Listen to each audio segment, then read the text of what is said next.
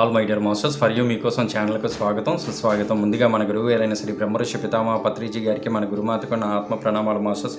Okay masters, sir మీరు అందించిన 18 pyramid ధ్యానుల ఆదర్శ సూత్రాలలో రెండవదైన స్వాధ్యాయం ఆత్మజ్ఞానం అందించే పుస్తకాల గురించి మీ మాటల్లో సార్. ఇకపోతే రెండవది సరి అయిన ఆధ్యాత్మిక పుస్తకాలను చదవడం. సరి అయిన ఆధ్యాత్మిక మాస్టర్లను, అంటే 100కి 100 సరి అయిన ఆధ్యాత్మిక శాస్త్రజ్ఞుల పుస్తకాలను చదవడం. 98 పాళ్ళు సరిగా ఉన్నా ఆ 2 పాళ్ళు సరిగా లేకపోతే మనకు ఫలితాలు రావు. కనుక 100కి 100 సరి అయిన ఆధ్యాత్మిక శాస్త్రజ్ఞుల పుస్తకాలు చదవాలి. కనుక పిరమిడ్ స్పిరిచువల్ సొసైటీ మాస్టర్లకు ఈ స్వాధ్యాయం అనేది అత్యంత ముఖ్యమైనది.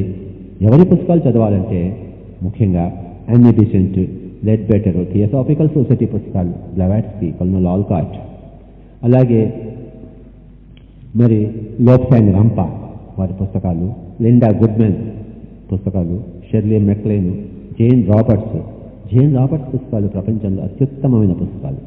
అలాగే రిచార్డ్ బాక్ పుస్తకాలు, కార్లోస్ క్యాస్టిల్లా పుస్తకాలు,